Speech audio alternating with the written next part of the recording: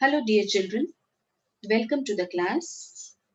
Now in today's class, we are going to solve question number 85 from the chapter Fundamental, book T.S. Garewal 2021 edition, and this problem is based on guarantee of profits to a partner by the firm. The problem is the partners of a firm, Alia, Bhanu and Chand, distributed the profits for the year ended 31st March 2017 rupees 80,000 in the ratio of 3:3:2 without providing for the following adjustments. तीनों partners ने 80,000 का profit 3:3:2 की ratio में distribute कर दिया था, लेकिन ये 3 एडजस्टमेंट्स जो कि आगे आपको दी हुई है ये नहीं की थी. पहली adjustment, Aliya and Chand were entitled to a salary of ₹1500 each per month, जो कि नहीं दी थी. Bhanu was entitled to a commission of ₹4,000, जो कि नहीं दी थी. Bhanu and Chand had guaranteed a minimum profit of ₹35,000 per annum to Alia, and any deficiency is to be borne equally by Bhanu and Chand. Bhanu and Chand ने आलिया को एक minimum amount of profit, guaranteed amount 35,000 की guarantee भी दी थी और बोला था कि अगर कोई भी डेफिशिएंसी होगी तो भानु और चांद इक्वली बियर करेंगे. Pass the necessary journal entry for the above adjustment in the books of the firm and show the workings clearly. हम बेटे पहले वर्किंग शो करेंगे और उसके बाद स्टेटमेंट बनाएंगे showing the required adjustment and then finally we'll pass the adjustment entry. Okay, let's start with the solution of this problem.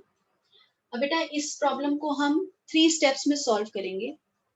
पहले हम वर्किंग नोट बनाएंगे जिसके अंदर जो correct profit and loss appropriation account बनना चाहिए था, हम सारी appropriations with guaranteed amount of profits partner की देके दिखाएंगे. सेकेंड स्टेप में हम statement showing the required adjustment बनाएंगे और थर्ड स्टेप में हम अपनी करेक्ट एंट्री पास करेंगे. अब देखिए बेटा, आपके पास जो प्रॉफिट गलत डिस्ट्रीब्यूट हो गया था पार्टनर्स में वो था 80,000 का. जब हम वो प्रॉफिट को वापस लेंगे फाइन, तो फर्म के पास 80,000 का प्रॉफिट आ जाएगा. फाइन, अब इस प्रॉफिट में से क्वेश्चन में दिया हुआ है कि हमने सैलरी देनी है पार्टनर्स को. 2 पार्टनर्स को सैलरी देनी है. एक देनी है आलिया को 1500 पर मंथ की, तो पूरे साल की अगर हम सैलरी कैलकुलेट करें 1500 into 12, तो आलिया की जो सैलरी है वो जाएगी 18,000. और सिमिलरली हमने चांद को भी सैलरी देनी है सेम अमाउंट 1500 पर मंथ, सो 1500 into 12, तो चांद की भी सैलरी 18,000 होगी और total 36,000 in the form of salary will be given to both the partners. Second जो एप्रोप्रिएशन हमें क्वेश्चन में देने के लिए कही हुई है, दैट इज कमीशन. हम कमीशन पे करेंगे किसको? भानु को एज पर क्वेश्चन, और वो अमाउंट हमने लमसम उसको देनी है 4,000 की. फाइन, अब हमारे पास जो नेट डिविजिबल प्रॉफिट आ गया वो आ गया 80,000 माइनस 36,000 माइनस 4,000. 36 plus 4 is 40,000.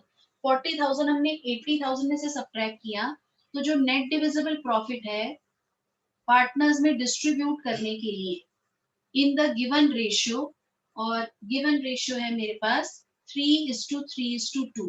भाई अगर मैं 40,000 के प्रॉफिट को 3:3:2 की रेशियो में डिवाइड करती हूँ, तो आलिया का शेयर आ जाएगा 40,000 into 3/8, 40,000 into 3/8, which is equal to ₹15,000.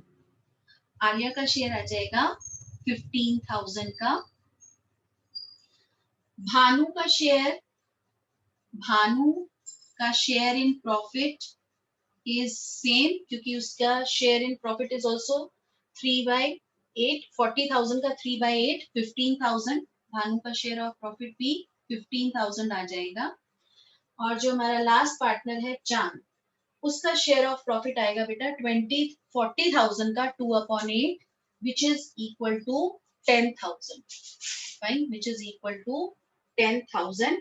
तो लास्ट पार्टनर जो हमारा थर्ड पार्टनर है चांद, उसका share of profit will be 10,000, fine.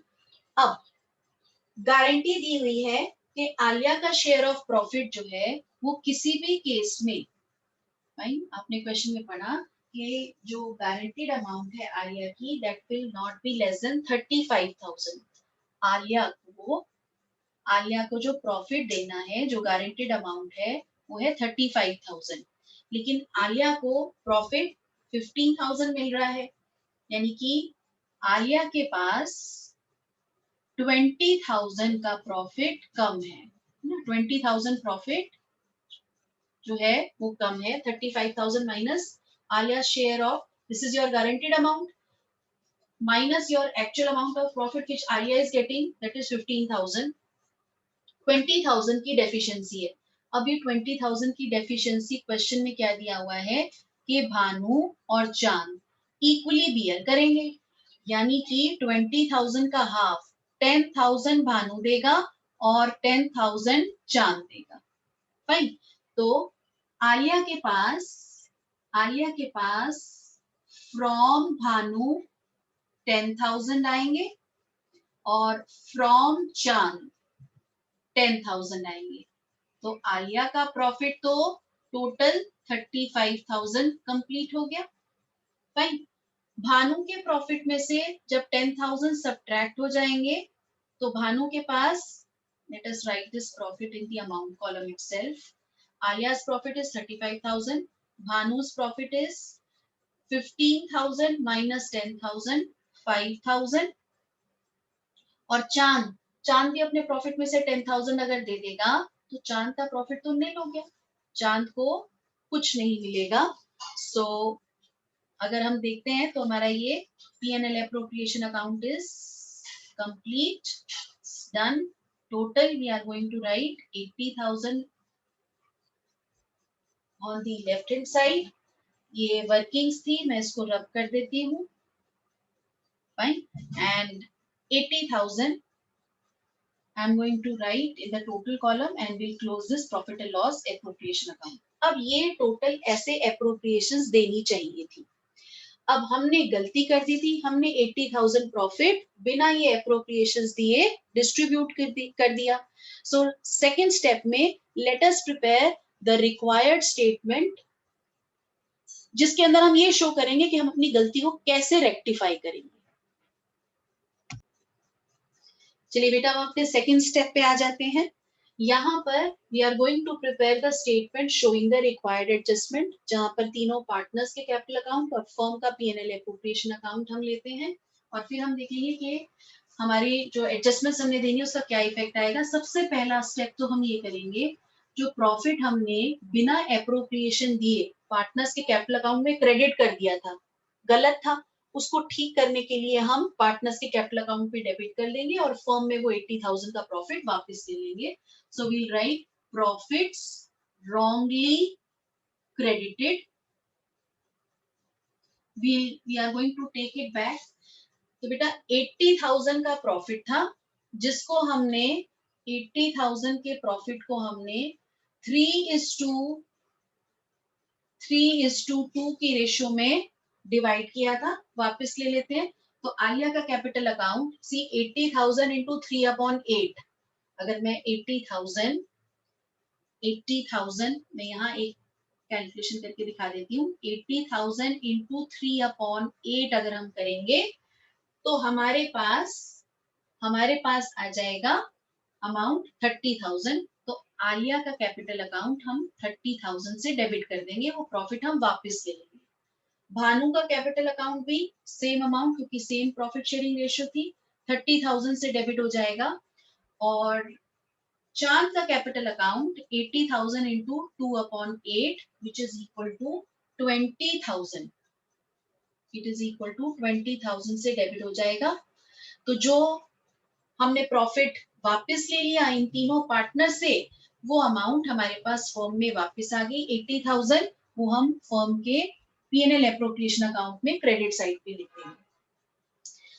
Secondly, जो सैलरी हमें पार्टनर को देनी है, salary to be credited in the partners capital account. Alia के कैपिटल अकाउंट में 18,000 सैलरी क्रेडिट होगी, मिल रही है ना। पार्टनर को जब सैलरी फर्म देती है तो पार्टनर का कैपिटल अकाउंट क्रेडिट होता है। तो रिक्वायर्ड एडजस्टमेंट देने के लिए हम आलिया का कैपिटल अकाउंट 18,000 से क्रेडिट करेंगे, और सिमिलर अमाउंट चांद को भी एज अ सैलरी फर्म से मिल रही है, तो चांद का भी कैपिटल अकाउंट 18,000 से क्रेडिट हो जाएगा। फर्म दे रही है तो फर्म का P&L एप्रोप्रिएशन अकाउंट 36,000 से डेबिट हो जाएगा। Next is commission. कमीशन हमने भानु को देनी है, फाइन। तो भानु का कैपिटल अकाउंट 4,000 से क्रेडिट हो जाएगा, और फर्म का profit and loss appropriation account, क्योंकि फर्म दे रही है भानु को, 4,000 से डेबिट हो जाएगा। फिर अभी हमने जब profit and loss appropriation account working note में बनाया, तो हमने प्रॉफिट्स जो कि डिस्ट्रीब्यूट होने थे आलिया, भानु और चांद को, after giving the treatment of the guaranteed amount, वो हमने निकाले थे। So profits to be distributed in the partners capital account, जो अब एक्चुअल प्रॉफिट्स हमने डिस्ट्रीब्यूट करने हैं, distributed in the partners capital account, वो थे आलिया के कैपिटल अकाउंट गारंटीड अमाउंट के साथ 35,000 से क्रेडिट हो रहा था, भानु का कैपिटल अकाउंट 5,000 से क्रेडिट हो रहा था, और चांद को कुछ नहीं मिल रहा था। सो 40,000 हमारे फर्म में नेट डिविजिबल प्रॉफिट हम डेबिट साइड पे शो करेंगे, फाइन। अब देखिए, अगर मैंने सारी एडजस्टमेंट्स दे दी हैं, गारंटीड अमाउंट भी मैंने पार्टनर्स के कैपिटल अकाउंट में क्रेडिट कर दिया। Let us now close this statement showing the required adjustment. तो 80,000 debit and 80,000 credit, 80,000 debit credit firm का क्लोज हो गया, यानी कि हमने सारी एडजस्टमेंट्स दे दी। आलिया का कैपिटल अकाउंट रिक्वायर्ड एडजस्टमेंट देने के लिए 30,000 से डेबिट होना चाहिए और 53,000 से क्रेडिट होना चाहिए। तो नेट इफेक्ट क्या होगा? 30,000 डेबिट, 30,000 क्रेडिट कैंसिल आउट हो जाएगा, और 23,000 से आलिया का कैपिटल अकाउंट क्रेडिट होना चाहिए for giving the required adjustment. Bhanu का कैपिटल अकाउंट 30,000 से डेबिट होना चाहिए और 9,000 से क्रेडिट होना चाहिए। तो 9,000 क्रेडिट, 9,000 डेबिट कैंसिल आउट हो जाएगा, और भानु का कैपिटल अकाउंट 21,000 से अगर हम डेबिट करेंगे तो हम रिक्वायर्ड एडजस्टमेंट का ट्रीटमेंट दे देंगे। चांद का कैपिटल अकाउंट 20,000 से डेबिट होना चाहिए और 18,000 से क्रेडिट होना चाहिए। सो 18,000 क्रेडिट, 18,000 डेबिट कैंसिल आउट हो गया, तो चांद के कैपिटल अकाउंट में एडजस्टमेंट देने के लिए 2,000 से डेबिट करना बाकी रह जाता है, तो हम 2,000 से डेबिट कर देंगे चांद के कैपिटल अकाउंट को। And now in the third step we are going to pass the adjustment entry. So let's pass the required adjustment entry, and the entry will be Bhanu's capital account. Bhanu's capital account debited. Bhanu का capital account debit हो रहा था 21,000 से. Then Chand's capital account. चांद का capital account भी debit हो रहा था 2,000 से. To Alia's capital account, and Alia's capital account will be credited by 23,000, and in the narration we are going to write being the required adjustment entry passed. और एक बात और बेटे, हमने adjustment entry through capital accounts pass करी है, current account से नहीं पास करी। रीजन बीइंग के पार्टनर्स के कैपिटल अकाउंट फिक्स नहीं दे रखे। जब कैपिटल अकाउंट के बारे में कुछ नहीं दिया होता तो हम ये मान के चलते हैं कि पार्टनर्स की कैपिटल अकाउंट फ्लक्चुएटिंग है और required adjustment entry will be pass through the capital account. So my required adjustment entry for this problem number 85, it is Bhanu's capital account debited 21,000, Chand's capital account debited 2,000 to Alia's capital account 23,000. I hope that the solution of this problem is clear to everyone. In the next class, we'll be taking up another problem. That's all for today from my side. Thank you very much.